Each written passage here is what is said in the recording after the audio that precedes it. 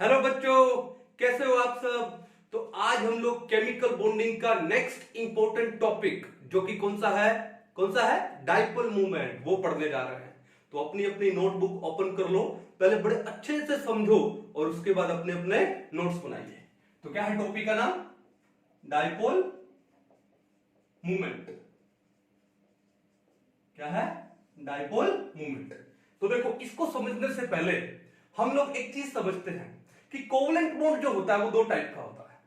Covalent bond कितने type का होता है? दो टाइप का। मैं यहां लिख देता हूं, कोवलेंट बॉन्ड कितने टाइप का होता है? दो टाइप का होता है। अब पहला कोवलेंट बॉन्ड कौन सा होगा कि जो covalent bond same type of atoms के बीच में हो। जैसे मान लो कि हाइड्रोजन है और हाइड्रोजन के बीच में एक कोवलेंट बॉन्ड है।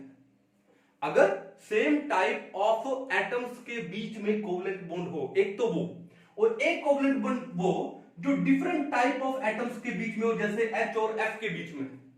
अब इनमें डिफरेंस क्या है देखो। अब देखो, जब एक covalent bond same type of atoms के बीच में होता है, मींस वहां पर जो इलेक्ट्रोनेगेटिविटी डिफरेंस होगा वो कितना होगा? जीरो होगा।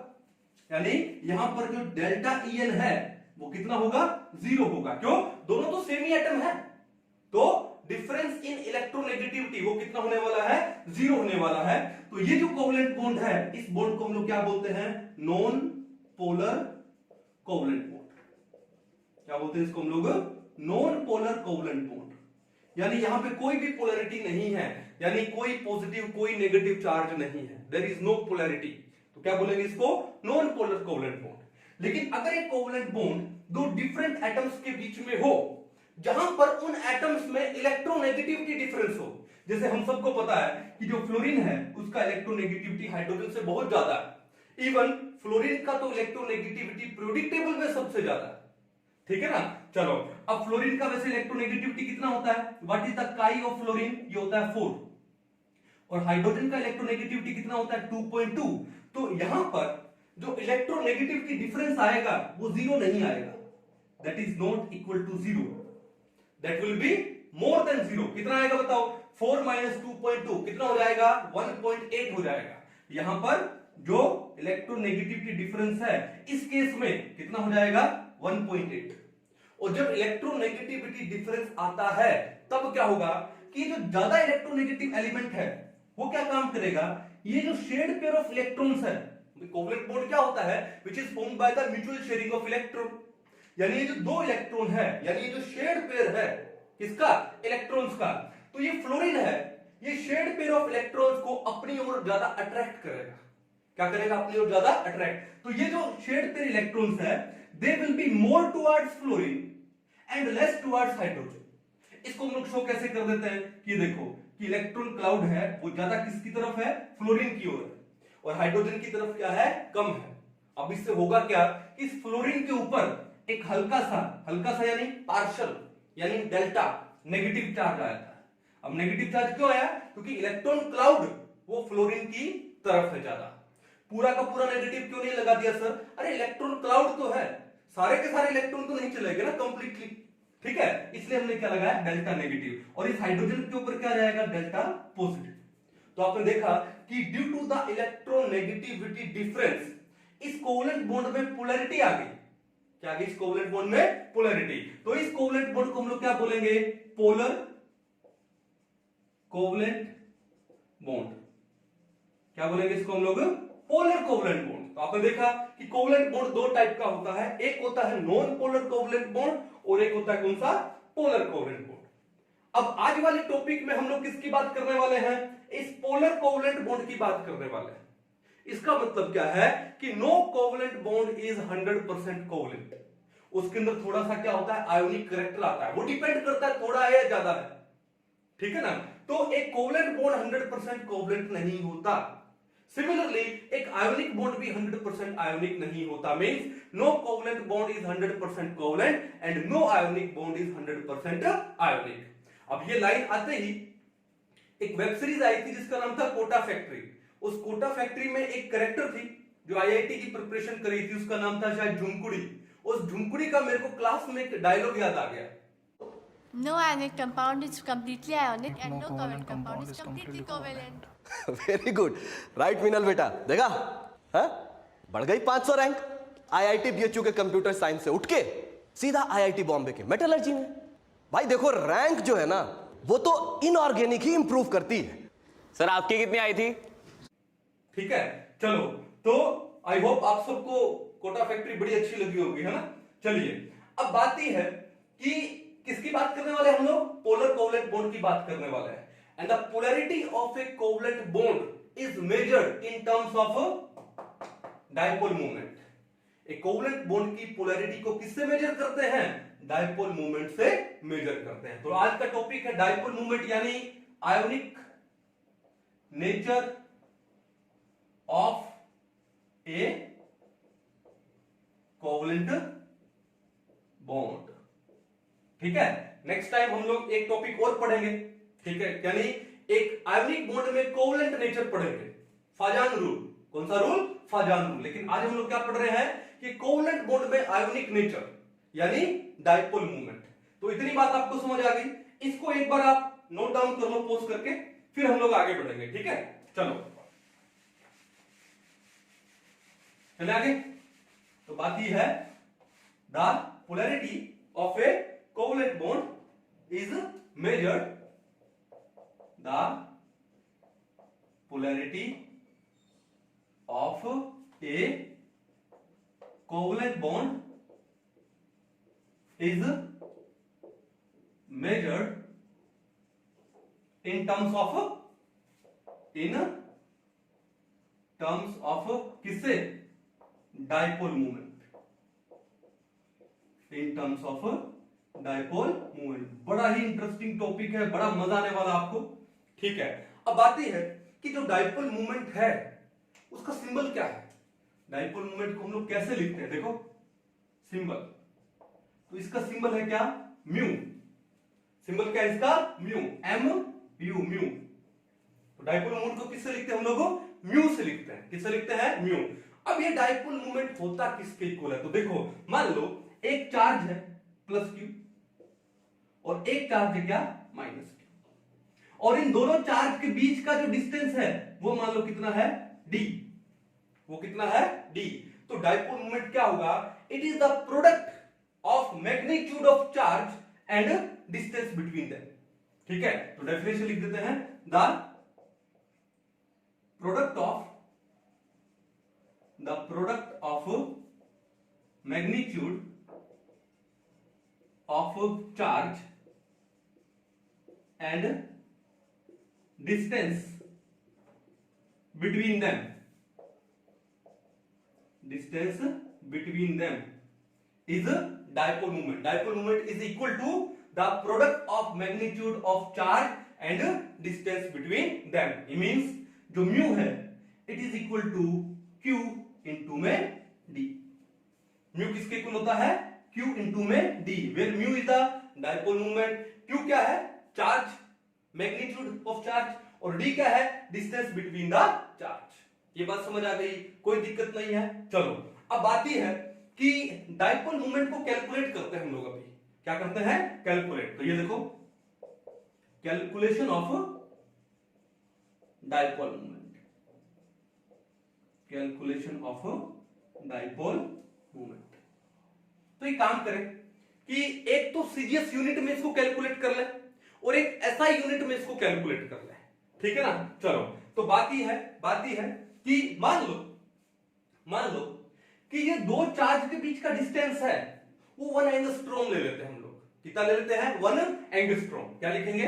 पहला लिखेंगे इन सीजीएस यूनिट्स। ठीक है, चलो लेट, पहले क्या लिखते हैं? Let D is equal to 1 angstrom. D कितना है?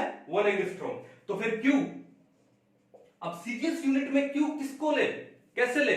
कूलम ले? नो, कूलम तो किस में आ जाएगा? एसआई में आ जाएगा। तो सीजीएस में हम लोग लेते हैं क्या? Stat coulombs. क्या लेते हैं हम लोग? Stat coulombs. एक काम करते हैं, ये बताने से पहले मैं आपको चार्ज के कुछ एक डिफरेंट यूनिट्स बताता हूं, उसके बाद ये टॉपिक आपका बड़ा शानदार क्लियर हो जाएगा। ठीक है ना। चलो, तो एक काम करो, पहले इसको एक बार नोट डाउन करो, फिर हम लोग उतारते हैं इसको, ठीक है। चलो मिटा दो। हाँ जी, आपने चार्ज के यूनिट्स पढ़े होंगे, क्या पढ़ा होगा? बेसिकली आपने कूलम भी पढ़ा होगा, ठीक है। आज हम लोग चार्ज के डिफरेंट यूनिट्स पढ़ते हैं। देखो, ओके, यूनिट्स ऑफ चार्ज, ठीक है। ओके, सबसे पहले आपने क्या पढ़ा है? कूलम पढ़ा है, COULOMB, कूलम पढ़ा है ना, ठीक है। तो कूलम में एक इलेक्ट्रॉन का चार्ज कितना होगा? Charge on an electron, charge on one electron, किसमें? इन कूलम में कितना होगा? ये होगा 1.6 इंटू 10⁻⁻19 कूलम्स। और आगे साइन क्या आता है? माइनस का, बट हमको सिर्फ मैग्नीट्यूड लेना है, इसलिए हमने क्या लिया है? 1.6 इंटू 10⁻19 कूलम्स। इसके बारे में आई थिंक बच्चा बच्चा जानता होगा जो साइंस का है, ठीक। अब देखो दूसरा, देखो दूसरा जो यूनिट है किसका? चार्ज का, वो कौन सा होता है? उसको हम लोग बोलते हैं क्या? एब कूलम्स। क्या है? एब कूलम्स। अब सर ये एब कूलम्स का मतलब क्या है? एक्चुअली ये है जो यूनिट है चार्ज का, वो कौन सा है? Electromagnetic unit of charge. क्या है? EMU। अब EMU का मतलब इमू नहीं है बायोलॉजी में, यहां पे EMU का मतलब क्या हुआ? Electromagnetic unit of charge, EMU of charge. EMU की फुल फॉर्म क्या है? ये है इलेक्ट्रोमैग्नेटिक यूनिट ऑफ चार्ज, ठीक है। ओके, वैसे इसको क्या लिखते हैं? Absolute electromagnetic unit of charge. अब इतने बड़े नेम को शॉर्ट में लिखना हो तो हम लोग इसको क्या लिखते हैं? देखो, एब्सोल्यूट का हमने ले लिया क्या? एब, ओके। और ये यूनिट ऑफ चार्ज है किसमें? कूलम में, तो ये क्या हो जाएगा? एब कूलम। इसको हम लोग शॉर्ट में AC भी लिखते हैं, या फिर इसको हम लोग ABC भी लिख देते हैं। अब AC का मतलब क्या हुआ? एब कूलम, या फिर AB से इन्होंने एब ले लिया और C का मतलब क्या हो गया?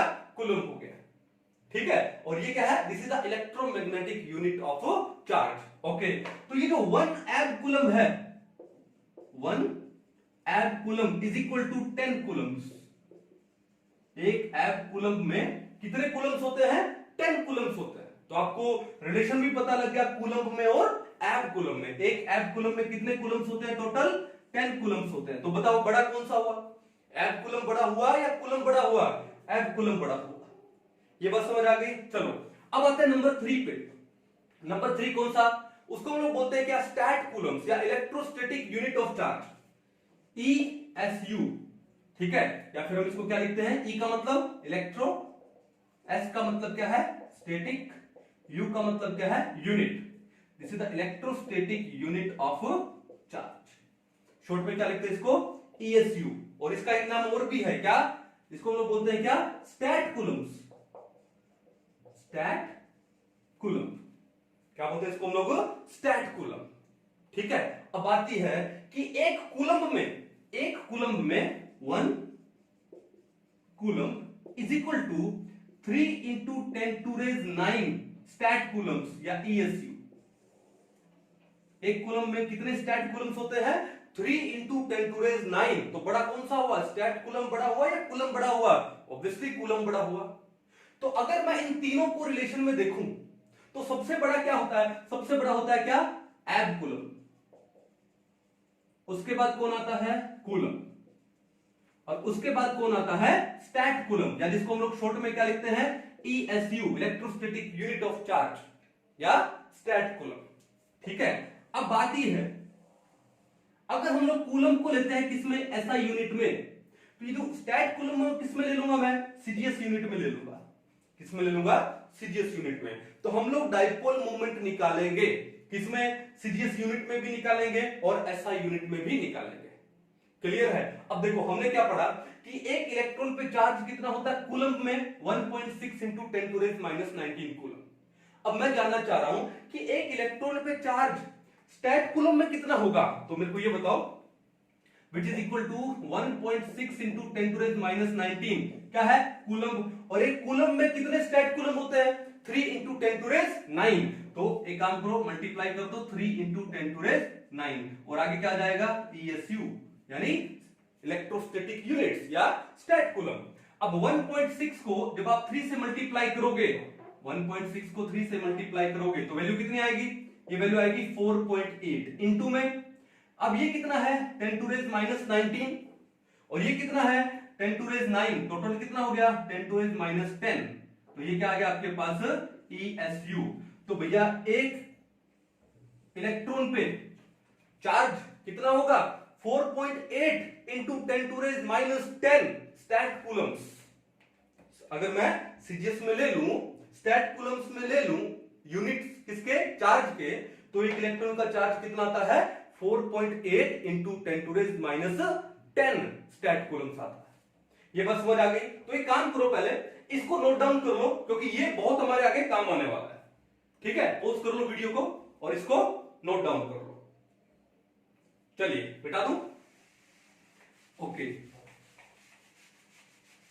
आई थिंक कई बातें नहीं पता लगी होंगी आप लोगों को, वो भी केमिस्ट्री में, फिजिक्स वाली बातें केमिस्ट्री में पता लगी। चलिए अब हम लोग आगे बढ़ते हैं। तो हमने क्या बोला कि मान लो एक हमारे पास चार्ज ये है प्लस क्यू और एक चार्ज ये है माइनस क्यू। ओके, और इन दोनों चार्ज के बीच का डिस्टेंस है वो हमने डी ले लिया, और वो कितना ले लिया मान लो 1 एंगस्ट्रॉम ले लिया। मान लो कितना ले लिया 1 एंगस्ट्रॉम। तो जो डाइपोल मोमेंट है म्यू किसके इक्वल होता है Q इंटू में डी, किसके इक्वल होता है Q इंटू में डी। क्लियर बात है?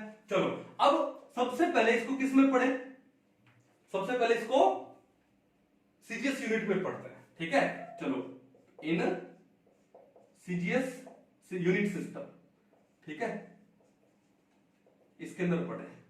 चलो तो mu is equal to q, charge ले ले किसके एक इलेक्ट्रॉन पे कितना होता है 1.6 into 10 to raise minus 19 coulomb.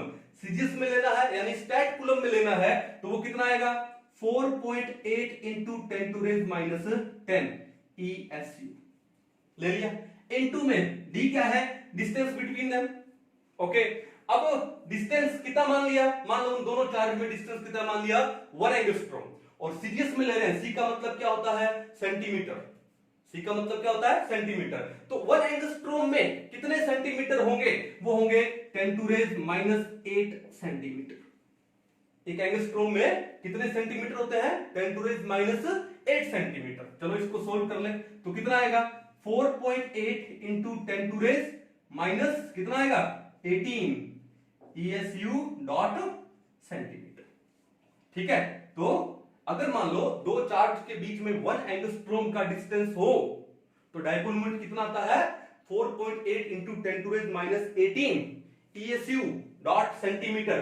Stat coulomb centimetre में आता है। ठीक है, सीजीएस सिस्टम में। अब बात यह है कि जो 10 to raise minus 18 ESU centimetre है ना, इसको हम लोग बोलते हैं 1D बाय, क्या बोलते हैं इसको 1D बाय 1 DEBYE Debye is equal to 1 into 10 to raise minus 18 ESU dot centimetre. बड़ा इंपॉर्टेंट है भैया, 1D बाय किसके इक्वल होता है 10 to raise minus 18 stat coulombs centimetre के इक्वल होता है। तो फिर ये म्यू कितना हो गया, तो म्यू हो गया आपका 4.8 और इसकी जगह हमने क्या लगा दिया डी बाय। म्यू कितना आ गया 4.8 डी बाय। तो जो डाइपोल मूवमेंट के जो यूनिट्स हम लोग लिखते हैं वो क्या लिखते हैं डी बाय लिखते हैं, और एक डी बाय किसके इक्वल होता है 10 to raise minus 18 stat coulomb centimetre के इक्वल होता है। अपने दिमाग में ये बात फिट कर लो। क्लियर है? चलो ये तो था सीरीज सिस्टम में।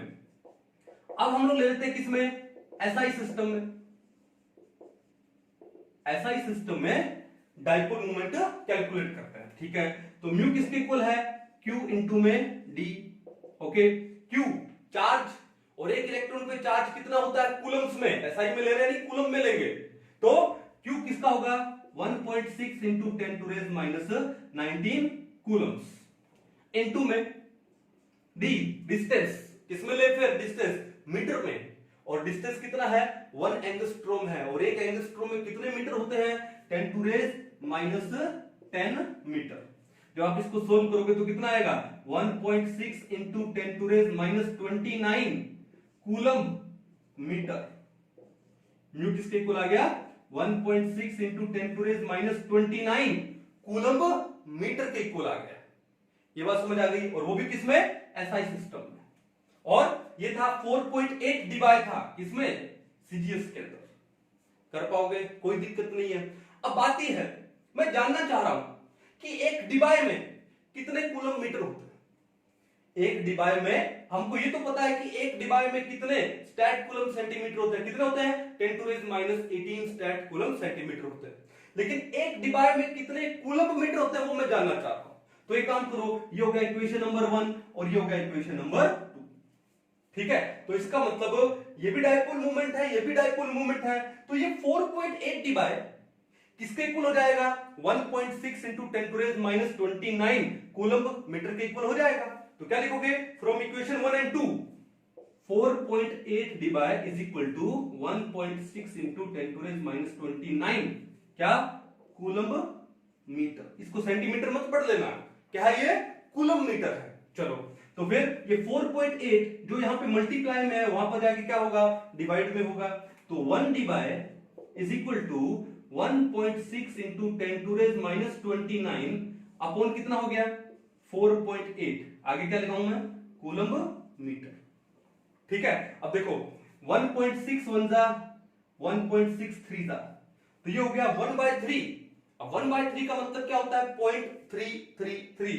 तो ये आ जाएगा आपका 1 divide is equal to 0.33 into 10⁻⁻29। और अगर इसको हम लोग साइंटिफिक में ले तो ये कितना हो जाएगा, 3.33 इंटू 10⁻30 कूलम्ब मीटर।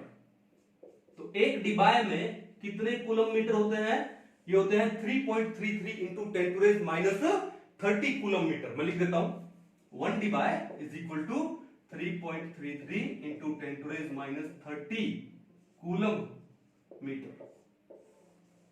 तो आपको एक डिवाई में कितने स्टैट कूलम्ब सेंटीमीटर होते हैं, कितने होते हैं 10⁻18। और एक डिवाई में कितने कूलम्ब मीटर होते हैं, कितने होते हैं 3.33 इंटू 10⁻30। आई होप आपको ये बिल्कुल अच्छे से पता लग गया होगा। क्लियर है, तो हमने डाइपोल मूवमेंट निकाल लिया, किसमें, सीजीएस सिस्टम में भी निकाल लिया और एसआई सिस्टम में भी निकाल लिया। बड़ा इंपॉर्टेंट है ये रिलेशन, तो एक बार इसको अच्छे से नोट डाउन कर लो पॉज करके, और फिर हम लोग आगे बढ़ेंगे।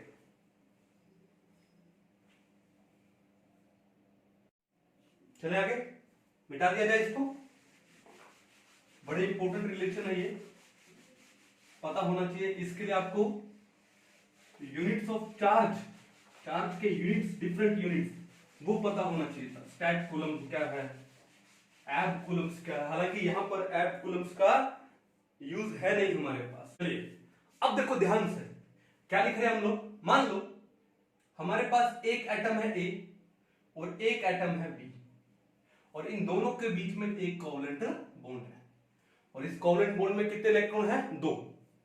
मान लो कि जो बी का इलेक्ट्रोनेगेटिविटी ए से क्या है, ज्यादा है। Let the electronegativity of A is less than electronegativity of B.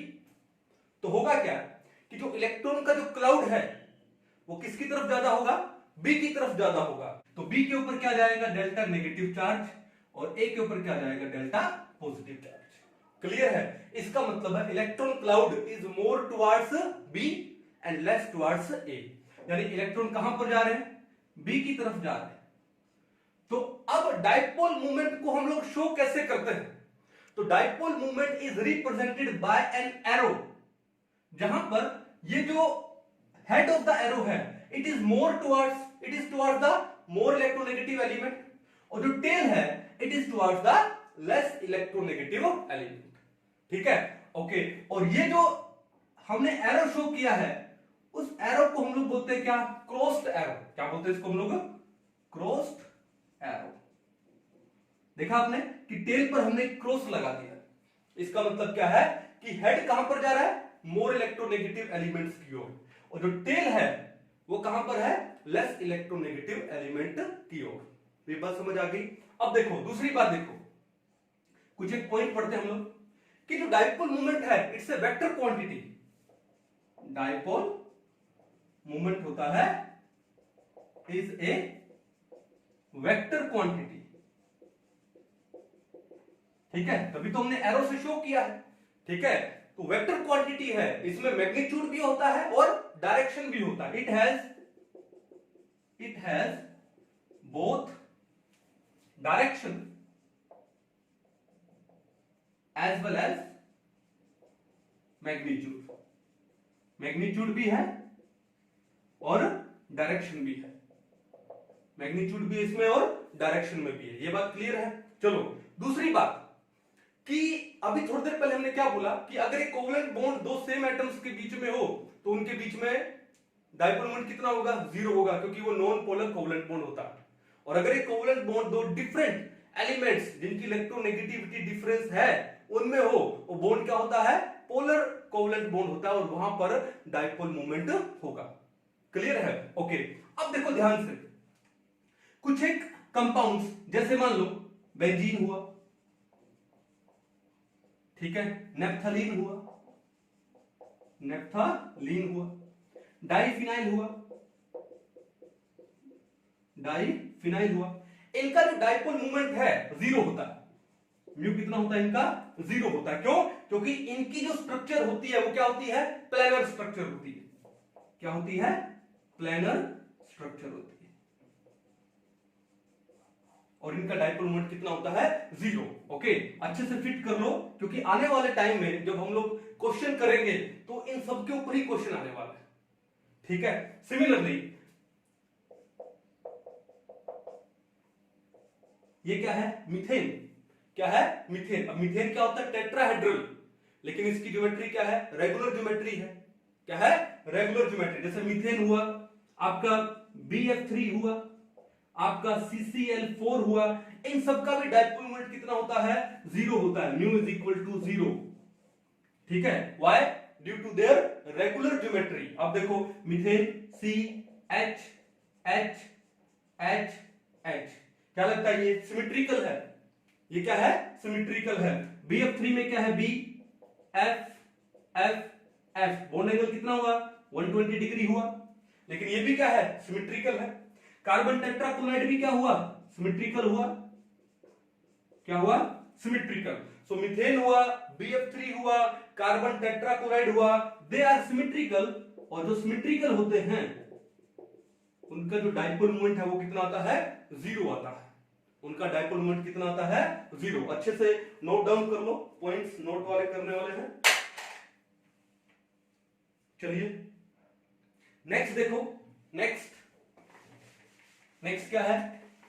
कुछ एक एग्जांपल है हमारे सामने जो हमारे काम आएंगे आगे। नंबर 4 देखो, PCl5 ले लो, SF6 ले लो। इनका भी जो डायपोल मोमेंट होगा, म्यू होगा, वो कितना होगा? 0 होगा। इनका भी म्यू कैसे होगा? 0 होगा। जैसे PCl5 का अगर मैं स्ट्रक्चर बनाऊं, PCl, तो ये PCl5 का स्ट्रक्चर है। ठीक है, अब आप यहां देखो कि PCl5 में ये 2 क्लोरीन है, वो कौन सी पोजीशन पर है? एक्सियल पोजीशन पर है। तो ये क्लोरीन है, ये इलेक्ट्रॉन क्लाउड अपनी ओर खींचेगा, तो ये क्लोरीन अपनी ओर खींचेगा, और दोनों अपोजिट डायरेक्शन में खींच रहे इलेक्ट्रॉन क्लाउड। तो इनका जो नेट डायपोल मोमेंट है इन एक्सियल क्लोरीन का, वो क्या हो जाएगा? 0 हो जाएगा, because they will cancel each others dipole. Similarly ये 3 क्लोरीन जो लगे हैं वो कहां पर लगे हैं? इक्विटोरियल पोजीशन में लगे हैं। कहां पर लगे हैं? ये इक्विटोरियल पोजीशन में। और ये कहां लगे थे? एक्सियल में लगे थे। अब तीनों जो क्लोरीन इक्विटोरियल में लगे हैं उनके बीच में एंगल कितना है? सेम है, 120 डिग्री एंगल है। तो इक्विटोरियल वाले जो क्लोरीन है तीनों एक दूसरे के डायपोल को क्या कर देंगे? कैंसिल कर देंगे। तो नेट डायपोल कितना आ जाएगा? मूवमेंट 0 आ जाएगा। सिमिलरली SF6 में देखो, F 2 फ्लोरीन तो एक्सियल में है, और जो 4 फ्लोरीन है वो कहां पर है? वो है इक्विटोरियल में। तो जो नेट डायपोल मोमेंट कितना जाएगा? इनका भी 0 आ जाएगा। क्यों? क्योंकि एक्सियल वाले फ्लोरीन एक दूसरे के डायपोल को कैंसिल करेंगे, और इक्विटोरियल वाले फ्लोरीन भी एक दूसरे के डायपोल को क्या करेंगे? कैंसिल आउट करेंगे। तो इनका जो नेट डायपोल मोमेंट आ जाएगा SF6 में, PCl5 में, वो कितना आ जाएगा? 0 आ जाएगा। कहानी क्लियर है? एक बार इसको नोट डाउन करो। चलो उसके बाद देखो ध्यान से आगे, नेक्स्ट पॉइंट नंबर 5, मिटा दो इसको।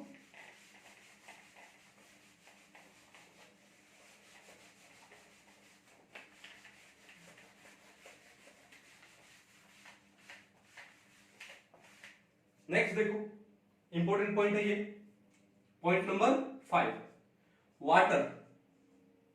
अब देखो वाटर है, उसका डाइपोल मूवमेंट होता है, जीरो नहीं होता वाटर का डाइपोल मूवमेंट। क्यों? क्योंकि वाटर की अगर मैं स्ट्रक्चर बनाऊं तो ये O H H और ऑक्सीजन के पास क्या है, 2 लोन पेयर है। ठीक है, अब देखो कि यहां पर कितने OH बॉन्ड है, 2 OH बॉन्ड है, और हाइड्रोजन का इलेक्ट्रोनेगेटिविटी ऑक्सीजन से क्या होता है, कम होता है। तो इस बॉन्ड का डाइपोल कहां जाएगा, टुवर्ड्स ऑक्सीजन। इस बॉन्ड का डाइपोल कहां जाएगा, टुवर्ड्स ऑक्सीजन। ओके, और जो नेट डाइपोल कहां जाएगा, in the direction of lone pairs. ठीक है, तो यहां पर जो वाटर में जो डाइपोल मूवमेंट होता है वो कितना होता है, 1.85 डी बाय, कितना होता है, 1.85 डी बाय होता है वाटर में डाइपोल मूवमेंट। ये बात क्लियर है? ठीक है, इन द डायरेक्शन ऑफ किस में जाएगा, लोन पेयर्स में जाएगा। चलो नंबर 7 ले लो, अमोनिया NH3। अब अमोनिया में नाइट्रोजन के पास क्या एक लोन पेयर है, तो होगा क्या, स्ट्रक्चर बनाए तो NHHH और there is a lone pair on nitrogen. अब अमोनिया में कितने NH बॉन्ड है, 3 NH बॉन्ड है। कितने हैं, 3 NH बॉन्ड। तो क्या होगा, इस NH बॉन्ड का डाइपोल नाइट्रोजन की ओर, इसका नाइट्रोजन की ओर, इसका नाइट्रोजन की ओर, एंड नेट कहां जाएगा, in the direction of lone pair. तो अमोनिया में जो डाइपोल मूवमेंट होता है म्यू, वो कितना होता है, 1.47 डी बाय। कितना होता है, 1.47 डी बाय। क्लियर है? चलो अमोनिया के जैसे ही एक एग्जांपल और लेते हैं, क्या, NF3। इंपॉर्टेंट है ये। अब NF3 में देखो कहानी थोड़ी सी चेंज हो गई। कैसे, नाइट्रोजन के पास एक लोन पेयर, एक फ्लोरीन, दूसरा फ्लोरीन, तीसरा फ्लोरीन। क्लियर है? अब देखो कि नाइट्रोजन और फ्लोरीन में which is more electronegative, fluorine. तो डाइपोल कहां जाएगा इस बॉन्ड का, फ्लोरीन के टुवर्ड्स, फ्लोरीन के टुवर्ड्स, फ्लोरीन के टुवर्ड्स। तो जो 3 NF बॉन्ड का डाइपोल का रिजल्टेंट है वो कहां जाएगा, डाउनवर्ड जाएगा। और यहां पर नाइट्रोजन के पास क्या है, लोन पेयर, इसका डाइपोल कहां जाएगा, in the direction of lone pair. अब देखो यहां पर क्या था अमोनिया में, कि जो नेट जो रिजल्टेंट डाइपोल मूवमेंट था वो किसकी डायरेक्शन में था, in the direction of lone pair, और वो था एडिटिव। लेकिन यहां पर क्या है कि 3 फ्लोरीन का डाइपोल तो डाउनवर्ड और लोन पेयर का डाउन अपवर्ड, तो यहां पर क्या हो जाएगा, सब्ट्रैक्टिव हो जाएगा। तो NF3 के अंदर जो डाइपोल मूवमेंट है वो कितना आता है, 0.24 डी बाय ओनली। रीजन क्या है उसका, सब्ट्रैक्टिव। और NH3 का डाइपोल मूवमेंट ज्यादा है, रीजन क्या है, एडिटिव। तो यहां पर ये क्या है, सब्ट्रैक्टिव है, और यहां पर ये क्या है, एडिटिव है। अब इसके ऊपर एग्जाम में कई बार क्वेश्चन भी आया हुआ है कि NH3 का डाइपोल मूवमेंट 1.47 डी बाय है और NF3 का सिर्फ 0.24 डी बाय।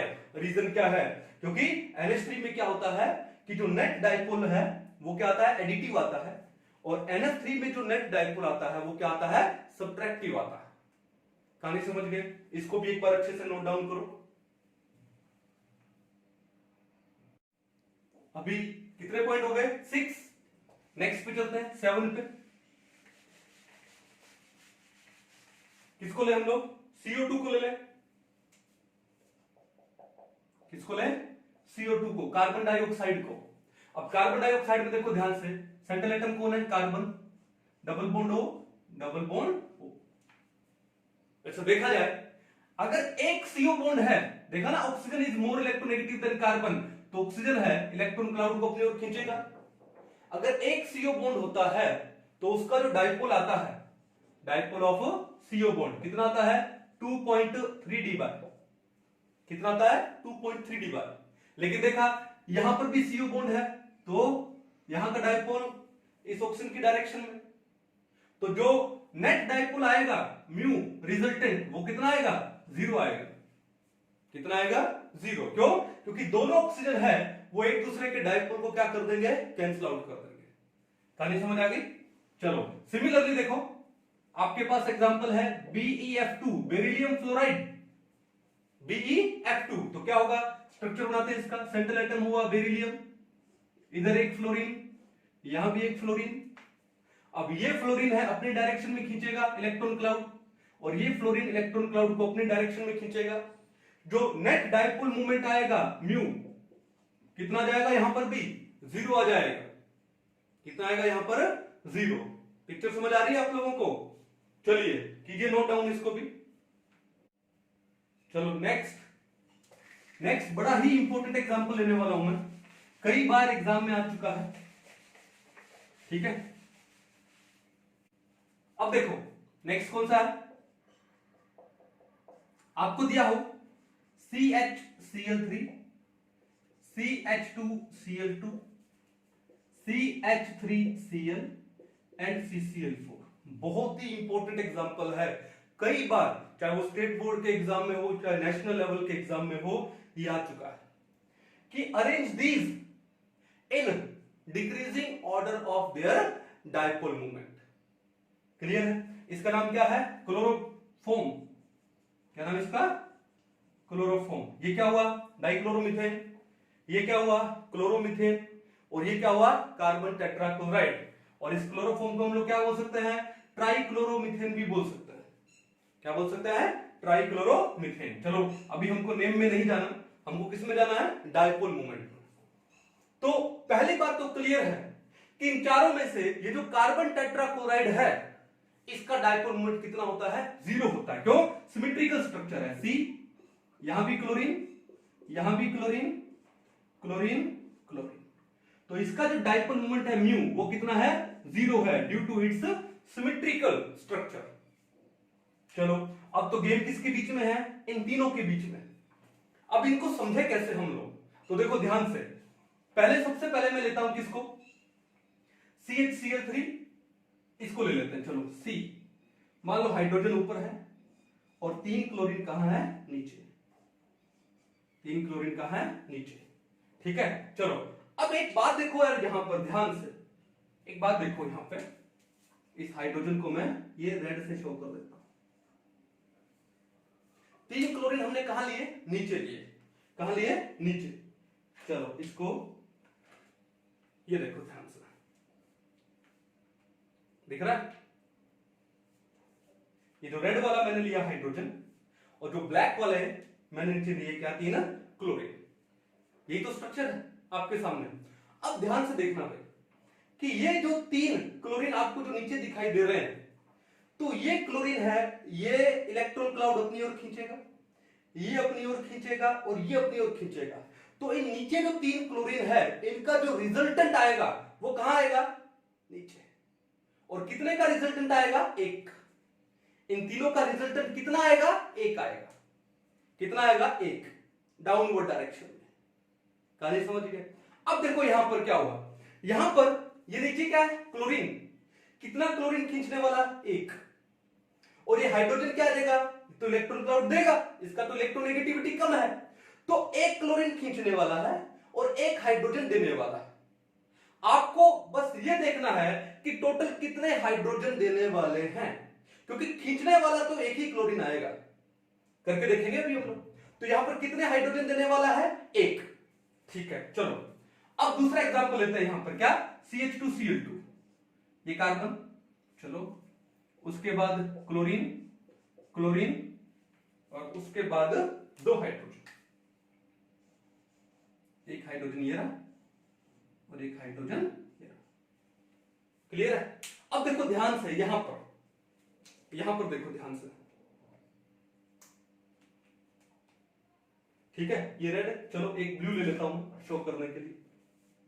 ये रेड और ब्लू मान लो क्या है आपके पास, हाइड्रोजन है, और ये 2 ब्लैक वाले क्या है, क्लोरीन है।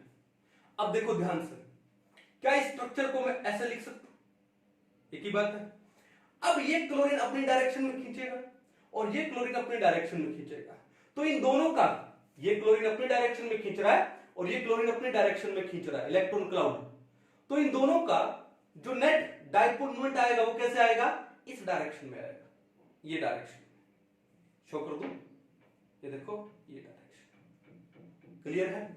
अब देखो ध्यान से, इस डायरेक्शन में आ गया, कितना क्लोरीन खींच रहा है, एक। कितना खींच रहा है, एक। बोला था ना अल्टीमेटली एक ही क्लोरीन खींचेगा। लेकिन कितने हाइड्रोजन देने वाले हैं, एक और एक, दो। ये हाइड्रोजन इधर देगा, ये भी इधर देगा, तो नेट रिजल्टेंट कितने हाइड्रोजन का आएगा, दो का आएगा। कितने हाइड्रोजन देने वाले हैं, दो, और कितने खींचने वाला है, एक। पहले में कितना हाइड्रोजन देने वाला था, सिर्फ एक हाइड्रोजन देने वाला था, और कितने क्लोरीन खींचने वाले थे, तीन, और उनका रिजल्टेंट क्या था, एक का था। उनका रिजल्टेंट क्या था, एक का। अब यहां पर कितने हाइड्रोजन देने वाले हैं, दो। कितने हाइड्रोजन देने वाले, एक और एक, दो, और कितने क्लोरीन खींचने वाले, रिजल्टेंट कितने का आएगा, एक का आएगा। ये लो, ठीक है। तो मेरे को ये बताओ, यहां पर दो हाइड्रोजन देने वाले हैं, तो इसका डाइपोल मूवमेंट इसके डाइपोल मूवमेंट से क्या होगा, ज्यादा होगा। क्लियर है? चलो ये लो। अब उसके बाद आते हैं CH3Cl पे, ये रहा क्लोरीन। उसके बाद कितने क्लोरीन है, एक। चलो मैं इस क्लोरीन को ऊपर दिखा देता हूं, और जो तीन हाइड्रोजन है, एक, दो, तीन, इनको ऐसे दिखा देता हूं, ये लो। ठीक है। अब देखो ध्यान से, यहां पर कितना क्लोरीन खींचने वाला है, एक, और कितने हाइड्रोजन देने वाले हैं, तीन। तो बताओ, एक हाइड्रोजन ज्यादा इलेक्ट्रॉन क्लाउड देगा या तीन हाइड्रोजन ज्यादा इलेक्ट्रॉन क्लाउड देंगे, तीन वाले देंगे। खींचने वाला तो एक ही आएगा, और नेट किसकी डायरेक्शन में है, क्लोरीन की डायरेक्शन में है। तो इसका मतलब कि ट्राई इसका क्लोरोमीथेन का जो डाइपोल मूवमेंट है, इन तीनों में क्या हो गया, सबसे ज्यादा हो गया। क्लियर है? तो भैया ये वाले एग्जांपल को मैं सिंपल से याद रखता हूं, कैसे कि आपको ये देखना है कि रिजल्टेंट में सिर्फ एक ही क्लोरीन का वो डाइपोल मूवमेंट आने वाला है, बट कितने हाइड्रोजन के डाइपोल मूवमेंट आने वाले हैं गिविंग में। यहां पर सिर्फ एक ही हाइड्रोजन है गिविंग वाला, यहां पर कितने हैं, दो हैं, और यहां पर कितने हैं, तीन हैं। ऑब्वियसली जो तीन हाइड्रोजन है वो ज्यादा इलेक्ट्रॉन क्लाउड देंगे, तो यहां पर डाइपोल मूवमेंट क्या हो जाएगा, ज्यादा हो जाएगा। दो हाइड्रोजन है, तीन के कंपैरेटिवली कम इलेक्ट्रॉन क्लाउड देंगे, और एक तो उससे भी कम देगा। तो इसका मतलब कि ये जो क्लोरोमीथेन है, इसका डाइपोल मूवमेंट ज्यादा होता है डाइक्लोरोमीथेन से, और डाइक्लोरोमीथेन का डाइपोल मूवमेंट ज्यादा होता है किससे, ट्राइक्लोरोमीथेन से।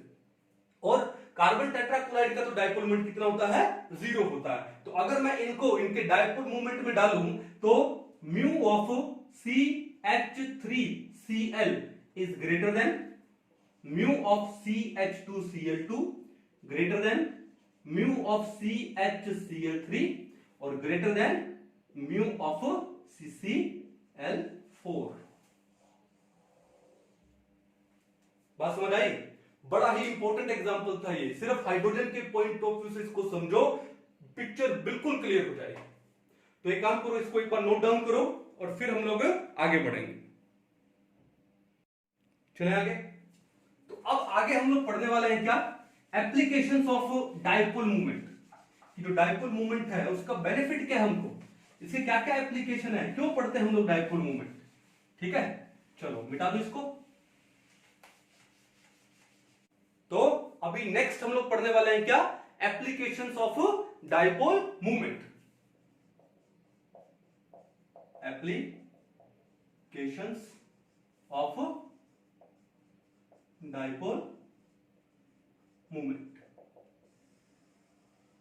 नंबर 1, देखो डाइपोल मूवमेंट से हम लोग पता लगा सकते हैं कि एक बॉन्ड पोलर है या फिर नॉन पोलर है, और हम लोग किसी कंपाउंड का ज्योमेट्री पता लगा सकते हैं। तो पहला क्या होगा application, to find polarity and geometry of a molecule. एक मॉलिक्यूल का पोलैरिटी एंड उसका ज्योमेट्री पता लगा सकते हैं। कैसे पता लगाएं, देखो ध्यान से, if mu is equal to 0, अगर डाइपोल मोमेंट 0 है, जैसे एग्जांपल ले लेते हैं, फॉर एग्जांपल CO2 हो गया, CO2 का डाइपोल मोमेंट कितना होता है, 0 होता है। जैसे मान लो BF3 हो गया, BeF2 हो गया, जैसे कार्बन टेट्राक्लोराइड हो गया CCl4 हो गया, जैसे CH4 मीथेन हो गया, जैसे आपका क्या बेंजीन हो गया, जैसे नेप्थलीन हो गया, ठीक है, जैसे बाइफिनाइल या फिर उसको हम लोग डाइफिनाइल भी बोल देते हैं, ये हो गया, ठीक है। तो इन सब का डाइपोल मोमेंट कितना होता है? 0। अब डाइपोल मोमेंट 0 होने का मतलब क्या है कि सारे के सारे ये क्या है? नॉन पोलर हैं। एक एग्जांपल और भी ले लूं, जैसे कार्बन डाइसल्फाइड CH2, ये भी ऑर्गेनिक सॉल्वेंट है। इन सब का जो म्यू है डाइपोल मोमेंट कितना है? 0। और डाइपोल मोमेंट 0 होने का मतलब क्या है? They all are non polar. इसका मतलब क्या हुआ? They are non polar. एक तो नॉन पोलर है, दूसरा क्या हुआ? सिमेट्रिकल। दूसरा क्या हुआ? इनकी ज्योमेट्री क्या होगी? सिमेट्रिकल होगी। अगर डाइपोल मोमेंट 0 होता है तो मॉलिक्यूल क्या होगा? नॉन पोलर होगा और सिमेट्रिकल होगा। आपके सामने कुछ एक एग्जांपल है, they all are non polar and symmetrical.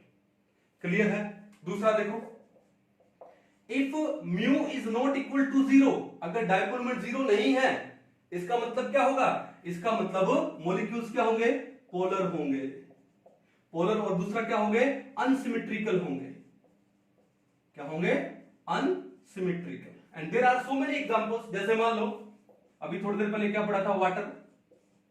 Water का डाइपोल मोमेंट कितना होता है? 1.85 डिवाइड 1.85 डिवाइड। अभी पढ़ा था हम लोगों ने क्या? NH3 डाइपोल मोमेंट कितना होता है? 1.47 डिवाइड। NF3 0.24 divide. कई कई जगह पे 0.23 डिवाइड भी दे रखा है NF3 का, ठीक है। तो इन सब का, और अभी थोड़ी देर पहले पढ़ा था हम लोगों ने क्या? CH3Cl, CH2Cl2, फिर CHCl3। तो इन सब का डाइपोल मोमेंट 0 नहीं होता, नॉन 0 होता है, ठीक है। तो ये सारे के सारे क्या है? पोलर हैं और अनसिमेट्रिकल होते हैं। और क्या होते हैं? अनसिमेट्रिकल। ये बात समझ आ गई? नोट डाउन करो इसको। चलिए नेक्स्ट देखो। नेक्स्ट जो एप्लीकेशन है बड़ा इंपॉर्टेंट है, उस पे न्यूमेरिकल हो सकता है क्या?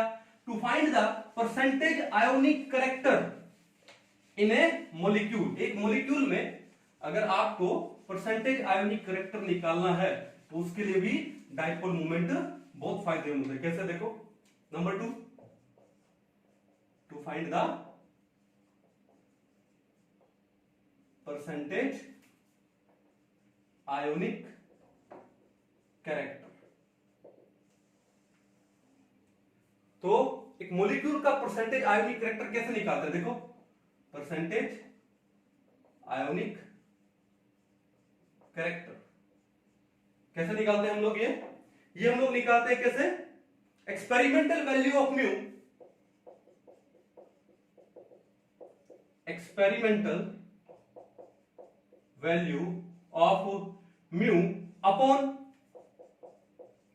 Theoretical value of mu, theoretical value of mu into में क्या? 100, ठीक है। Mu experimental upon mu theoretical into 100, ठीक है। ये करेंगे तो एक मॉलिक्यूल में परसेंटेज आयोनिक कैरेक्टर हम लोग निकाल सकते हैं। जैसे मान लो कि जो HCl है फॉर एग्जांपल, तो HCl का जो परसेंटेज आयोनिक कैरेक्टर है, परसेंटेज आयोनिक कैरेक्टर है, वो लगभग कितना आता है? 17% आता है। लगभग कितना आता है? 17% आता है। एक काम करते हैं, एक न्यूमेरिकल करके देखते हैं। अब देखो एक क्वेश्चन आपके सामने, calculate the dipole moment of HCl if bond distance is 1.34 angstrom and charge is equal to 4.8 into 10 to raise minus 10 stat coulombs, and calculate the percentage ionic character if experimental value of mu is 1.08 dBi। ठीक है, तो हमको एक तो dipole moment निकालना है और एक परसेंटेज आयोनिक कैरेक्टर निकालना है। किसमें? HCl में। और हमको पता है कि HCl में जो परसेंटेज आयोनिक कैरेक्टर है वो लगभग कितना होता है? 17% होता है अप्रोक्स, ठीक है। तो एक काम करते हैं, इसको सोल्व करते हैं पहले। तो सबसे पहले क्या निकाला अपने को? Dipole moment. हमको पता है म्यू किसके इक्वल होता है? Q इंटू में D। Mu is equal to Q into में D। अब Q चार्ज आपको कितना दिया इन्होंने? आपको चार्ज दिया है 4.8 into 10 to raise minus 10 stat coulombs. Okay, into में डी डिस्टेंस। अब यहां पर डिस्टेंस कितना दिया इन्होंने 1.34 एंगस्ट्रॉम। अब देखो स्टैट कूलम दिए हैं तो उस एंगस्ट्रॉम को किस में कन्वर्ट कर लेंगे, सेंटीमीटर में, क्योंकि सीजीएस यूनिट ले रहे हैं हम लोग। तो एक ये कितना है 1.34 एंगस्ट्रॉम यानी इनटू में 10⁻⁻8 सेंटीमीटर। जब आप ये 4.8 को 1.34 से मल्टीप्लाई करते हो तो आपकी वैल्यू कितनी आती है, आपकी वैल्यू आती है लगभग 6.4। तो ये आएगा 6.4 इंटू 10⁻18 स्टैट कूलम सेंटीमीटर। तो ये तो आ गया आपके पास क्या, म्यू। अब देखो बात ये है कि 10⁻18 स्टैट कूलम सेंटीमीटर को हम लोग क्या लिखते हैं, डिवाई। क्या लिखते हैं, डिवाई। तो आपके पास म्यू कितना आ गया, म्यू इज इक्वल टू आ गया 6.4 और इस सब की जगह मैं क्या लगा दूं, डिवाई। तो 6.4 डिवाई, म्यू कितना आ गया 6.4 डिवाई। अब देखो ये वैल्यू कौन सी है, ये थ्योरेटिकल वैल्यू है। ये कौन सी वैल्यू है, थ्योरेटिकल। और आपको यहां पर इन्होंने क्या दे दिया, एक्सपेरिमेंटल वैल्यू ऑफ म्यू दे रखा। ठीक है, गिवन क्या है, गिवन म्यू EXP एक्सपेरिमेंटल कितना दिया इन्होंने 1.08 डिवाई, 1.08 डिवाई। और आप लोगों ने क्या कैलकुलेट कर लिया हम लोगों ने, थ्योरेटिकल। तो म्यू थ्योरेटिकल हम लोगों ने कैलकुलेट कर लिया कितना 6.4 डिवाई। तो बस आप क्या करना है, फॉर्मूला में डाल दो, परसेंटेज आयोनिक कैरेक्टर किसके इक्वल होगा बताओ, ये होगा आपका experimental value of mu upon में theoretical value of mu into में 100। एक्सपेरिमेंटल वैल्यू कितनी है 1.08, थ्योरेटिकल कितनी है 6.4, इनटू में क्या आ गया 100। जब आप इसको सोल्व करोगे तो वैल्यू आएगी कितनी, कुछ 16.79%। कितनी वैल्यू आएगी 16.79%, जिसको हम लोग अप्रोक्सीमेटली कितना लिख देते हैं 17%। तो ये चीज फिट कर लो कि जो HCl है, HCl उसका डाइपोल मोमेंट कितना होता है 16.79% होता है, या फिर लगभग 17%। कर लोगे, कोई दिक्कत नहीं है न्यूमेरिकल सोल्व करने में। यहां पर इन्होंने आपको चार्ज बोल दिया 4.8 इंटू 10⁻10 स्टैट कूलम। अगर ये चार्ज नहीं भी दिया होता तो आपको पता लगाना था, क्यों, क्योंकि हम लोगों ने बिगिनिंग में ही चार्ज को अच्छे से डिस्कस कर लिया है। ठीक है, तो एक काम करो, इसको एक बार नोट डाउन करो, फिर हम लोग नेक्स्ट एप्लीकेशन पे चलेंगे। चलो, कितने हो गए हमारे, 2 एप्लीकेशन हो गए, है ना। थर्ड पे चलते हैं कि डाइपोल मोमेंट से हमको पता लग जाएगा कि सिस फॉर्म है या ट्रांसफॉर्म है। कैसे, देखो नंबर 3 क्या है, टू डिस्टिंग्विश बिटवीन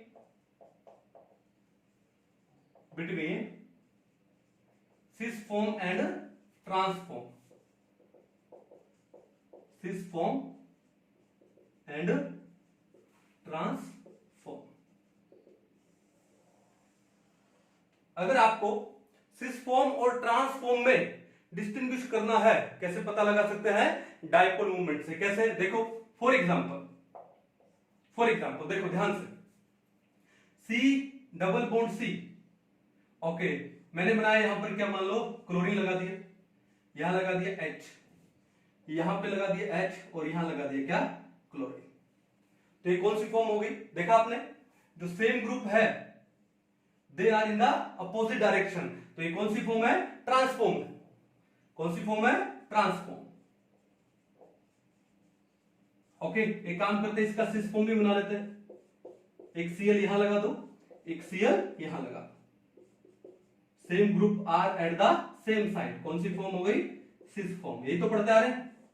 अब बात यह है कि जो ट्रांसफॉर्म होती है, अगर सेम ग्रुप लगे हुए हैं, जो ट्रांसफॉर्म होती है उसका डाइपोल मोमेंट होता है क्या, 0। क्या होता है, 0। क्यों, क्योंकि ये क्लोरीन है, अपनी ओर खींचेगा, ये क्लोरीन अपनी ओर खींचेगा, जो रिजल्टेंट आएगा डाइपोल मोमेंट का वो कितना आएगा, 0 आएगा। अगर सेम ग्रुप लगे हुए हैं तो जो ट्रांसफॉर्म होती है उसका डाइपोल मोमेंट होता है 0। अब यहां पर देखो, ये क्लोरीन अपनी डायरेक्शन में, ये क्लोरीन अपनी डायरेक्शन में, तो रिजल्टेंट कहां जाएगा, इस डायरेक्शन में। तो यहां पे जो सिस फॉर्म का डाइपोल मोमेंट है वो नॉन जीरो होगा। क्या होगा? Non zero. If same groups are present at doubly bonded carbons then the trans form will have a zero dipole moment, but cis जो होगा फॉर्म होगा उसका डायपोल मोमेंट जीरो नहीं होगा, it will have a non zero dipole moment. ये बात समझ आ गई। बट एक चीज देखो ध्यान से, मान लो सेम ग्रुप नहीं लगे, डिफरेंट ग्रुप लगे, जिनका जो इंडक्टिव इफेक्ट है वो क्या है? एक दूसरे से अपोजिट है। ठीक है, तो देखो ध्यान से, सी डबल बॉन्ड सी, मान लो यहां क्लोरीन लगा और यहां पे हमने लगा दिया मिथाइल ग्रुप। क्या लगा दिया? Methyl group. अब देखो सेम ग्रुप नहीं है, बट कौन से ग्रुप है? डिफरेंट ग्रुप है, और इनका जो इंडक्टिव इफेक्ट है, इलेक्ट्रॉन डोनेटिंग इफेक्ट है या इलेक्ट्रॉन विड्रॉइंग इफेक्ट है, ये भी क्या है? डिफरेंट है। कैसे? यहां पे देखो कि जो क्लोरीन है ये अपनी डायरेक्शन में खींचेगा, लेकिन मिथाइल ग्रुप क्या शो करता है? प्लस आई शो करता है, तो मिथाइल ग्रुप क्या देगा? देगा। तो क्लोरीन खींच रहा है, मिथाइल ग्रुप दे रहा है। तो ये जो ट्रांसफॉर्म बनी है, ये जो ट्रांसफॉर्म बनी है, अब इसका डायपोल मोमेंट यहां पर ज्यादा होगा, इसका डायपोल मोमेंट क्या होगा? ज्यादा। ठीक है, ओके, ग्रेटर देन जीरो। अब इसका सिस फॉर्म बना ले, मान लो ये लो सी डबल बॉन्ड सी, यहां क्लोरीन लगा दूं, ठीक है, और यहां भी क्या लगा दूं? Methyl group. ये सिस फॉर्म हो गया ना, देखा ना, दो हाइड्रोजन सेम साइड में है, ये कौन सा फॉर्म हो गया? Cis form. अब देखो यहां पर कि ये मिथाइल ग्रुप देने वाला है और क्लोरीन खींचने वाला है, समझ गए? तो अब यहां पर क्या है कि मिथाइल ग्रुप दे रहा है और क्लोरीन खींच रहा है, तो नेट कहां जा रहा है? एक ही डायरेक्शन में जा रहा है। लेकिन यहां पर ये मिथाइल दे रहा है, क्लोरीन खींच रहा है, तो नेट एक ही डायरेक्शन में नहीं जा रहा। ठीक है ना? तो यहां पर ये तो हो जाएगा एडिटिव और ये क्या हो जाएगा? सब्ट्रैक्टिव। तो इसका मतलब क्या है कि उस टाइम में जो ट्रांसफॉर्म है, इसका डायपोल मोमेंट सिस फॉर्म से क्या हो जाएगा? ज्यादा हो जाएगा। अगर मान लो दो डिफरेंट ग्रुप लगे हैं जिनका जो इंडक्टिव इफेक्ट है वो भी क्या है? एक दूसरे से अपोजिट है, in that condition the trans form has more dipole moment या higher dipole moment then the cis form. ये पिक्चर समझ आ गई? तो इसका मतलब डायपोल मोमेंट से हमको ये भी पता लग जाता है कि सिस फॉर्म कौन सी है और ट्रांसफॉर्म कौन सी है। ठीक है, पॉज कर लो, नोट डाउन कर लो एक बार इसको भी।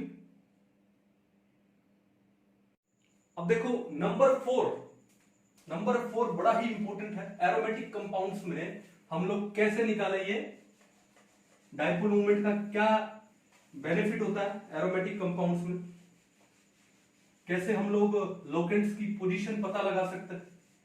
ठीक है, अब जो नेक्स्ट एप्लीकेशन है डायपोल मोमेंट का वो क्या है? To locate the position of substituent in an aromatic compound.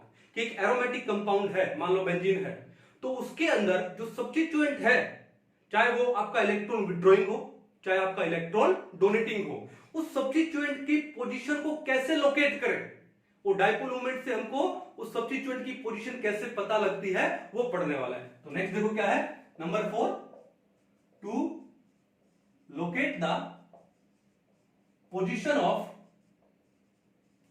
Substituent in an aromatic compound, in an aromatic compound। ठीक है, चलो अब बात यह है कि मान लो बेंजीन ले लो सबसे पहले। तो अभी हमने थोड़ी देर पहले क्या पढ़ा था कि जो बेंजीन है सिमेट्रिकल होता है, प्लेनर है, तो बेंजीन का जो डायपोल मोमेंट है वो कितना होता है? 0।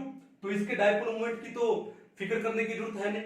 अब इस बेंजीन के ऊपर हम सब्स्टिट्यूएंट लगाएंगे और दो टाइप के सब्स्टिट्यूएंट लगाएंगे, एक इलेक्ट्रॉन डोनेटिंग और एक इलेक्ट्रॉन विड्रॉइंग। और यहां पर तीन ही पोजीशन हो सकती है, कौन सी? Ortho, meta and para. Ortho, meta and para. ठीक है, तो मान लो देखो कि ये बेंजीन है आपके पास और इस बेंजीन के ऊपर हमने एक लगाया एक्स सब्स्टिट्यूएंट और एक मान लो हमने लगा दिया कौन सा? Y substituent.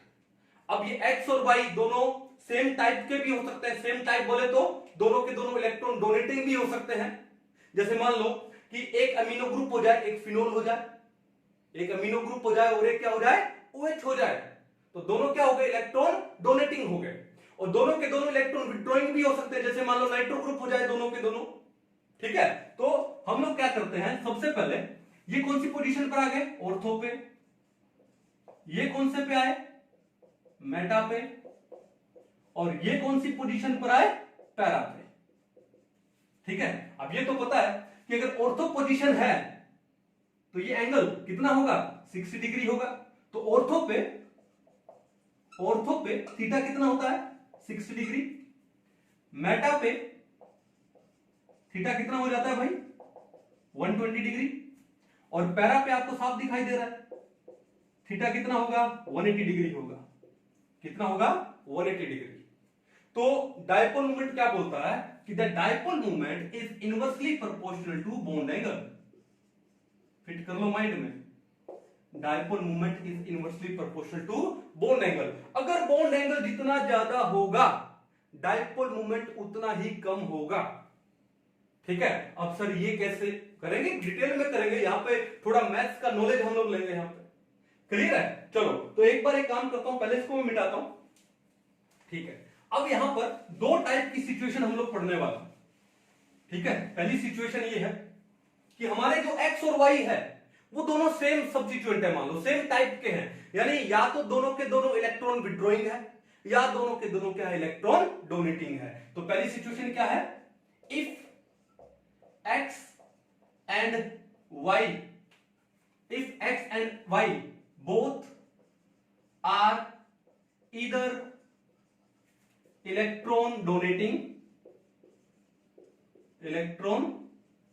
groups or electron withdrawing groups, यानी या तो दोनों के दोनों इलेक्ट्रॉन डोनेटिंग हो या दोनों के दोनों क्या हो, इलेक्ट्रॉन विड्रॉइंग हो, तब क्या काम करें। ठीक है, तब क्या काम करें, तो देखो ध्यान से कि सबसे पहली सिचुएशन ले ली हम लोगों ने, क्या, ortho position, at ortho position. ठीक है, चलो ऑर्थो पे देखो, ये लो x और ये ले लिया हमने क्या, y। तो इस केस में जो म्यू रिजल्टेंट है, म्यू रिजल्टेंट कैसे निकालते हैं, अरे भाई डायपोल मोमेंट तो एक वेक्टर क्वांटिटी है ना, तो रिजल्टेंट कैसे निकालेंगे, root of μ1 square plus μ2 square plus 2 μ1 μ2 cos theta. पढ़ते हो ना फिजिक्स में आप लोग, रिजल्टेंट वेक्टर में, तो μ1 square plus μ2 square plus 2 μ1 μ2 cos theta का रूट। और ऑर्थो पोजीशन है, तो थीटा कितना होगा, 60 डिग्री होगा।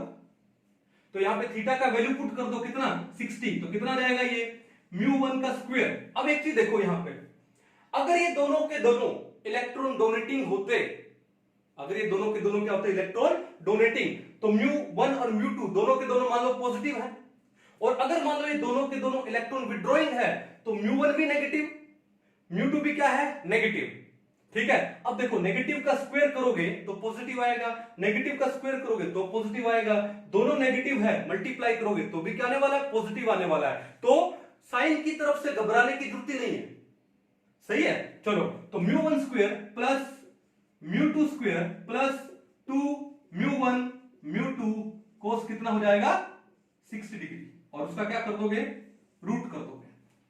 अब cos 60 कितना होता है, 1/2, cos 60 कितना होता है, 1/2, तो ये क्या जाएगा, μ1 square plus μ2 square plus 2 μ1 μ2 into में क्या जाएगा, cos 60 की जगह 1/2, 2 से 2 कैंसिल आउट हो गया, तो क्या बचा, सिर्फ μ1 μ2, क्या बचा, μ1 μ2।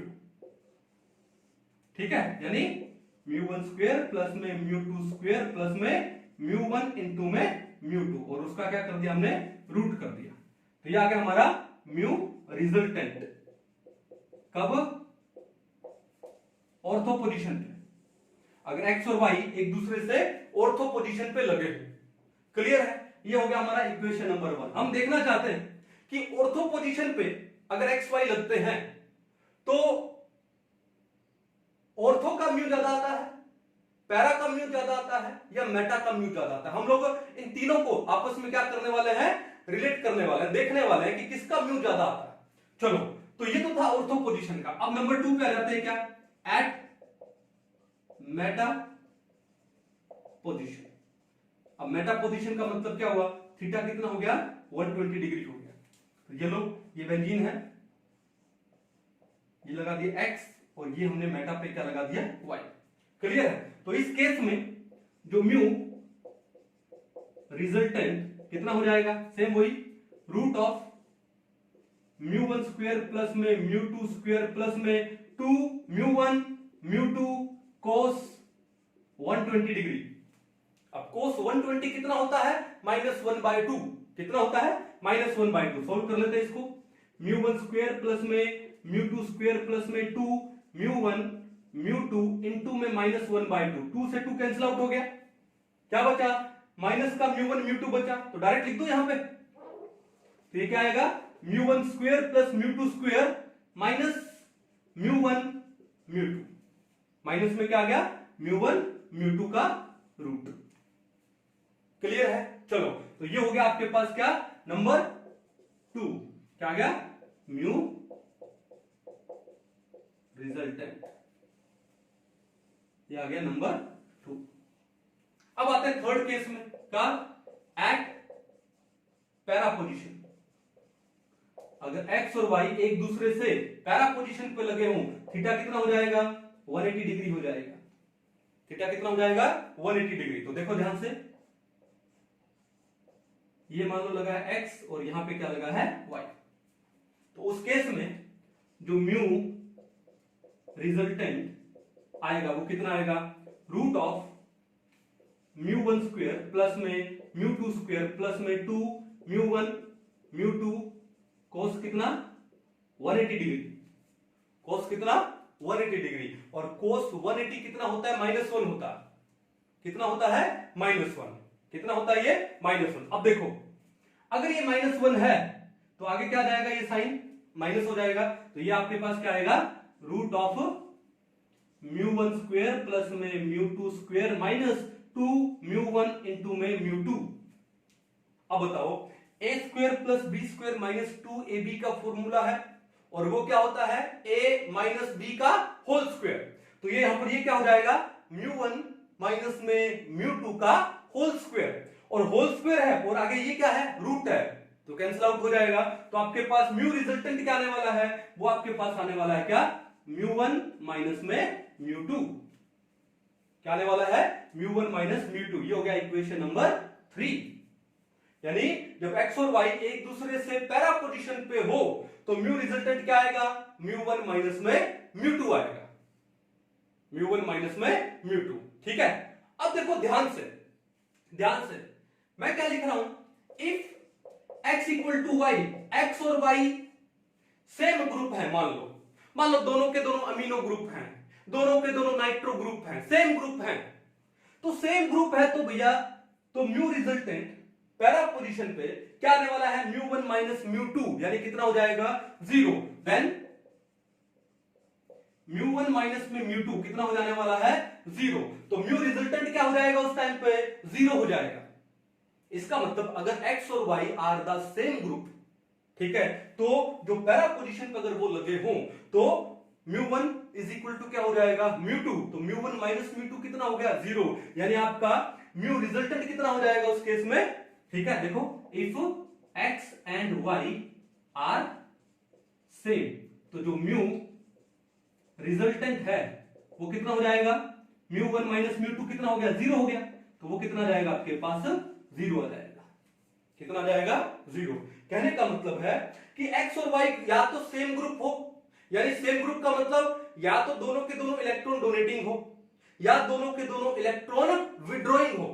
तो उस केस में जो पैरा होता है, जो पैरा है, जो सब्स्टिट्यूएंट पैरा पोजीशन पे लगे हुए हैं, उनका डायपोल मूवमेंट कितना आता है, लीस्ट आता है। और सबसे ज्यादा किसका डायपोल मूवमेंट आता है, जब सब्स्टिट्यूएंट कहां पर लगे हो, ऑर्थो पोजीशन पे लगे हो। देखो, μ1 स्क्वायर प्लस μ2 स्क्वायर प्लस में μ1 μ2, ऑर्थो में प्लस में μ1 μ2 है, मेटा में क्या है, माइनस का μ1 μ2 है, और पैरा में तो वो कितना हो गया, 0 ही हो गया। इसका मतलब क्या है कि अगर सब्स्टिट्यूएंट सेम टाइप के हों तो जितना बॉन्ड एंगल ज्यादा होगा डायपोल मोमेंट उतना ही कम होगा। तो हमने एक बात लिखी थी, क्या लिखी थी? That mu is inversely proportional to bond angle. अब बताओ ये बात सही है कि नहीं है? Mu is inversely proportional to bond angle. अगर सब्स्टिट्यूएंट सेम टाइप के हो, इधर इलेक्ट्रॉन डोनेटिंग और इलेक्ट्रॉन विड्रॉइंग, देन अगर वो पैरा पोजीशन पे लगे हैं, अगर बॉन्ड एंगल ज्यादा है, 180 डिग्री है, तो डायपोल मोमेंट क्या होगा? सबसे कम होगा। और अगर वो सेम ही ग्रुप है तो वो डायपोल मोमेंट कितना हो जाएगा? जीरो हो जाएगा। कितना हो जाएगा? जीरो। तो अब मेरे को एक बात बताओ ध्यान से, पहले तो एक काम करो, पॉज करके ना इसको नोट डाउन कर लो, फिर हम लोग आगे बढ़ते हैं। देखो ठीक है, चलिए चले आगे एक बार। ठीक है, अब देखो ध्यान से, कुछ एक एग्जांपल लेते हैं हम लोग। मान लो बेंजीन के ऊपर दो क्लोरीन ग्रुप लगे, जैसे मान लो ये बेंजीन है, ठीक है, ओके। ये क्या लग गया? मेटा डाइक्लोरोबेंजीन, ये ऑर्थो डाइक्लोरोबेंजीन। ये क्या है? Ortho dichlorobenzene. चलो अब हम ले लेते हैं क्या? Meta dichlorobenzene. ये तो हो गया मेटा का, और ये क्या हो गया? पैरा। ये क्या हो गया? Para dichlorobenzene. तो आपने देखा कि दोनों ग्रुप क्या है? सेम है। तो मेरे को ये बताओ यहां पर किसका डायपोल मोमेंट ज्यादा होगा? सबसे ज्यादा डायपोल मोमेंट किसका होगा? ऑर्थो का होगा। Then in that case mu of ortho is greater than mu of meta is greater than mu of para. ठीक है, फिट कर लो माइंड में। अब यहां पर इस केस में तो क्या होगा कि जो म्यू कितना आने वाला है? रिजल्टेंट जीरो आने वाला है। कि दोनों के दोनों ग्रुप क्या है?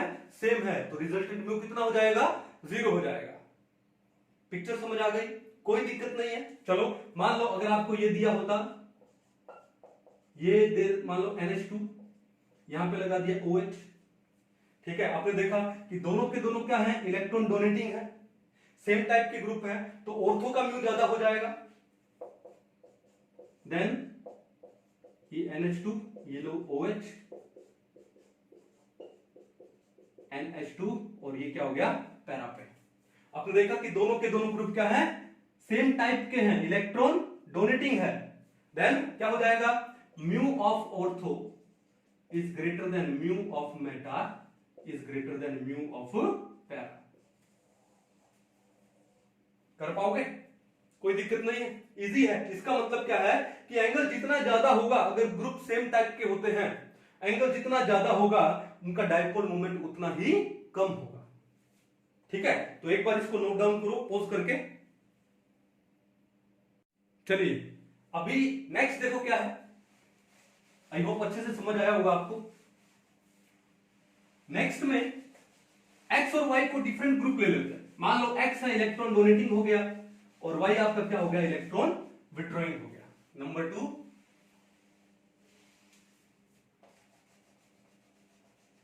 चलिए नेक्स्ट क्या ले लें? देखो,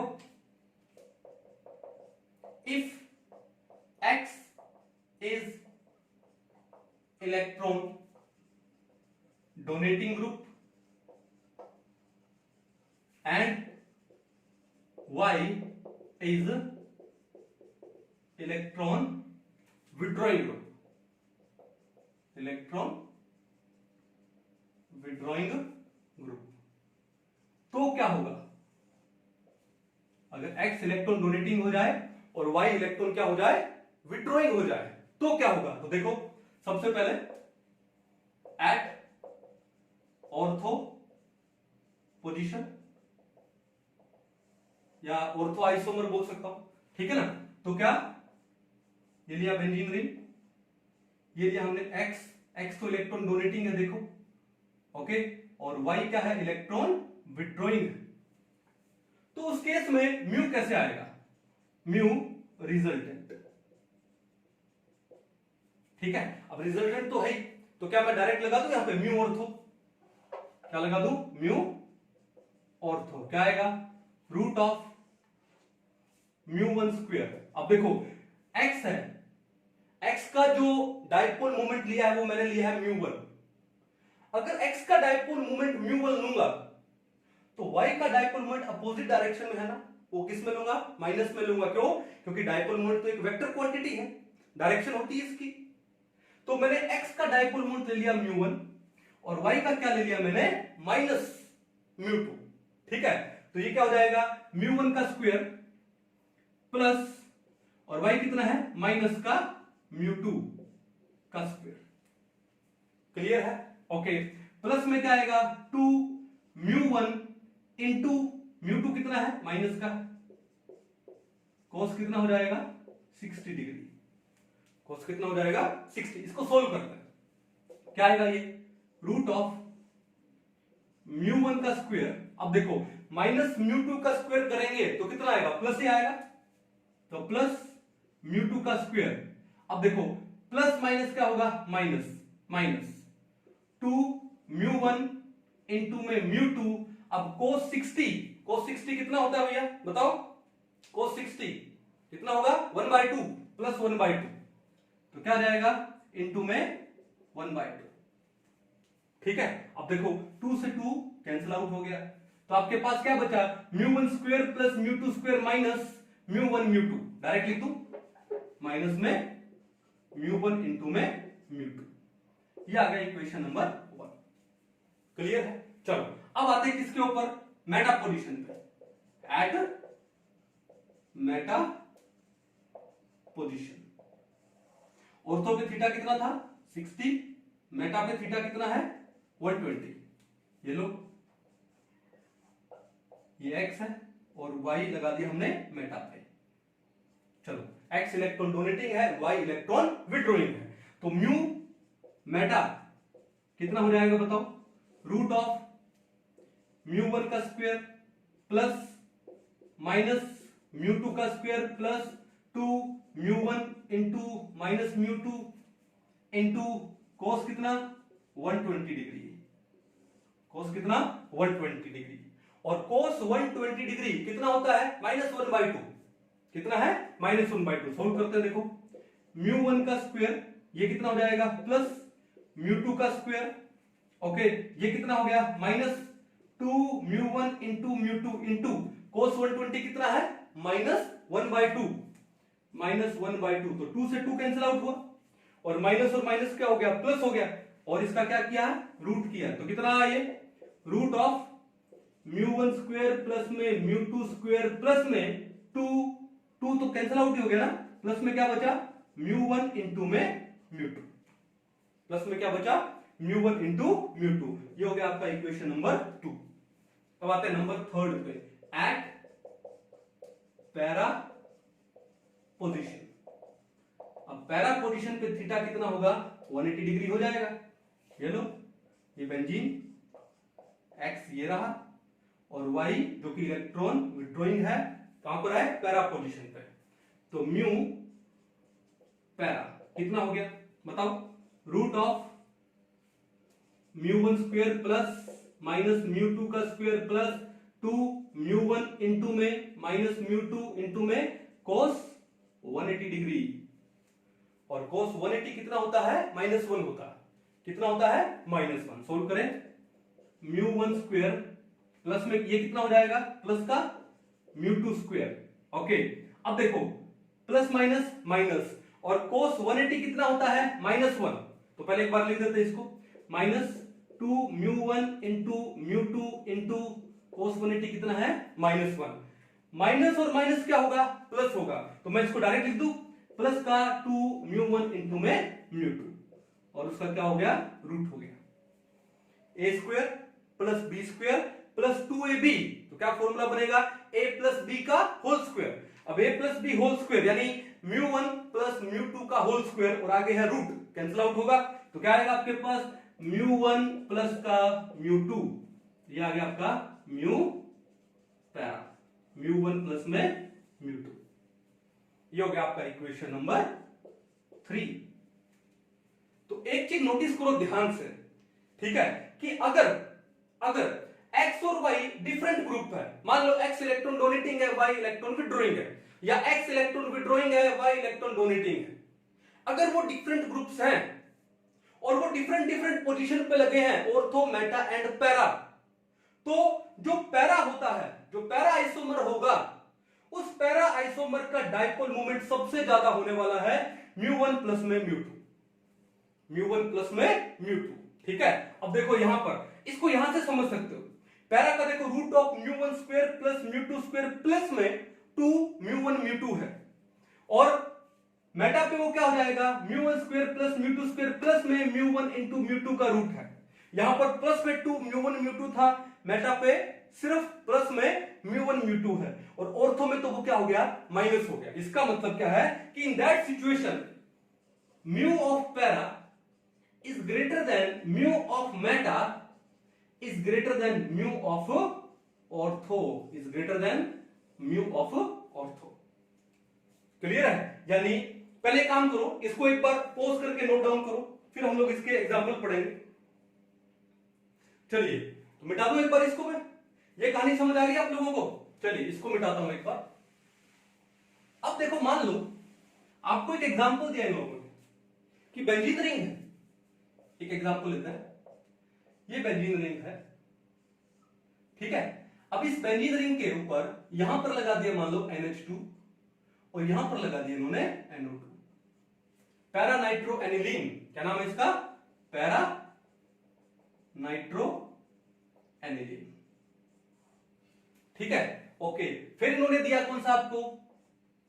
मेटा नाइट्रो एनिलीन। जैसे मान लो ये लो NH3 और यहां पे ये NO2, क्या है ये?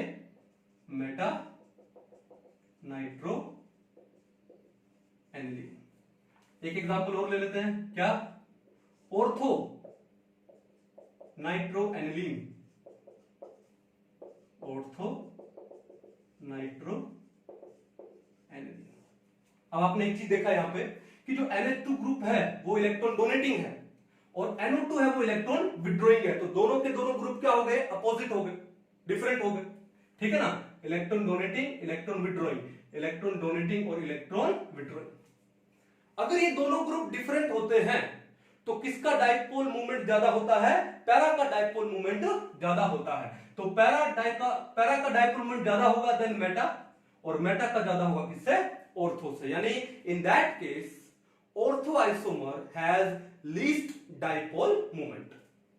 तो यहां से दो बातें अपने को समझ में आई कि अगर एक्स और वाई ग्रुप, अगर ये दो सब्स्टिट्यूएंट है एक्स और वाई, अगर वो दोनों सेम नेचर के हो, या तो दोनों के दोनों इलेक्ट्रॉन डोनेटिंग हो या दोनों के दोनों इलेक्ट्रॉन विड्रॉइंग हो, उस टाइम पर जो ऑर्थो आइसोमर होता है उसका डाइपोल मोमेंट सबसे ज्यादा होता है देन मेटा, और मेटा का ज्यादा होता है पैरा से। लेकिन अगर ये दोनों ग्रुप अपोजिट हो, उस केस में जो पैरा आइसोमर है उसका डाइपोल मोमेंट ज्यादा होगा देन मेटा से, और मेटा का ज्यादा होगा किससे? ऑर्थो से। क्लियर है? इसका मतलब क्या है कि जो डाइपोल मोमेंट है, ठीक है, वो हमको बताता है एक एरोमेटिक कंपाउंड पे जो सब्स्टिट्यूएंट है उनका लोकेशन बताता है अपने को।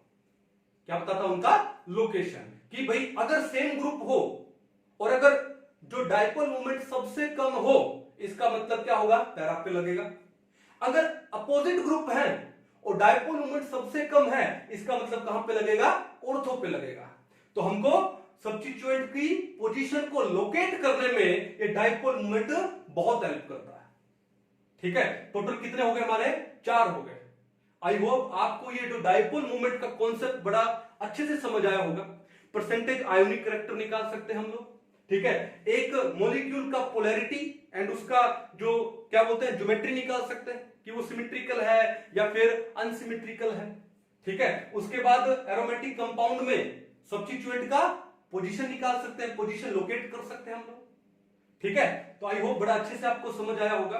और अगर आपको ये आज का डाइपोल मूवमेंट का कॉन्सेप्ट इजीली समझ आया हो तो इस वीडियो को लाइक करो, शेयर करो जितना ज्यादा हो सकता है अपने दोस्तों में, और स्पेशली उन दोस्तों में जो कोचिंग अफोर्ड नहीं कर सकते, ताकि उनको भी अच्छे से समझ आए, बहुत शानदार मार्क्स ले, वो भी उनका भी सिलेक्शन हो।